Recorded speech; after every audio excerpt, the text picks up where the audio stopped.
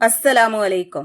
ബിസ്മില്ലാ അസ്സലാത്തു വസ്സലാമു അലാ അഷ്റഫിൽ മുർസലീൻ വഅലാ ആലിഹി വസഹ്ബിഹി അജ്മഈൻ. അമ്മാബാദ്. ഇന്ന് നമ്മൾ നോക്കാൻ പോകുന്നത് ക്ലാസ് 7 താരിഖുൽ ഇസ്ലാം അതിലെ 4ാമത്തെ പാഠത്തിന്റെ തദ്രീബാത്താണ്. ഈ ഷോർട്സിലെ തദ്രീബാത്തിലെ കുറച്ച് പ്രവർത്തനങ്ങളാണ് നമ്മൾ നോക്കുന്നത്. ഇതിലെ മുഴുവൻ പ്രവർത്തനങ്ങളും നിങ്ങൾക്ക് വീഡിയോയിൽ ലഭിക്കുന്നതാണ്.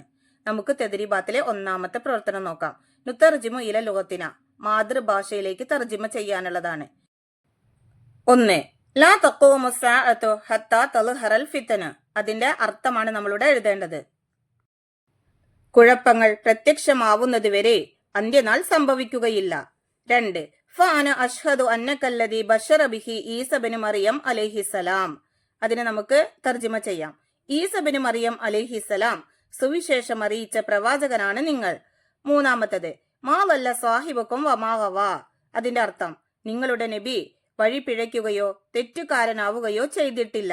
4. ഹുവല്ലദീ ബഅസ ഫിൽ ഉമ്മിയീന റസൂലം മിൻഹും. അതിന്റെ അർത്ഥം നിരക്ഷരരിൽ അവരിൽ നിന്ന് തന്നെയുള്ള ഒരു പ്രവാചകനെ നിയോഗിച്ചത് അല്ലാഹുവാണ്. തദ്രീബാത്തിലെ 2ാമത്തെ പ്രവർത്തനം നഖ്താറു സഹീഹ്. ശരിയായതിൽ നമ്മൾ ടിക്ക് മാർക്ക് കൊടുക്കാനുള്ളതാണ്. 1. നബി സല്ലല്ലാഹു അലൈഹി വസല്ലമയ്ക്ക് 6 വയസ്സുള്ളപ്പോൾ വഫാത്തായി. ഓപ്ഷൻസ് നോക്കൂ.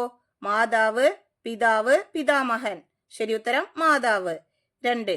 നബി സല്ലല്ലാഹു അലൈഹി വസല്ലമയ്ക്ക് ആദ്യമായി വഹി ലഭിച്ച സ്ഥലം. ഓപ്ഷൻസ് നോക്കൂ. ഹിറാ ഗുഹ, സൗർ ഗുഹ, അറഫ. ശരി ഉത്തരം ഹിറാ ഗുഹ.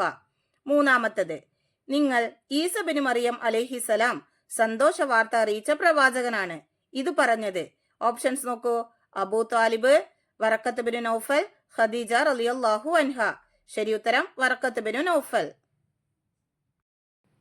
തദ്രീബാത്തിലെ 3ാമത്തെ പ്രവർത്തനം നുബയ്യിനു സിയാഖ്. സന്ദർഭം വ്യക്തമാക്കാനുള്ളതാണ്. 1. അബ്ഷിർ സുമ്മ അബ്ഷിർ. ഇത് ആര് ആരോട് എപ്പോൾ പറഞ്ഞു ആ സന്ദർഭമാണ് നമ്മൾ വ്യക്തമാക്കേണ്ടത്.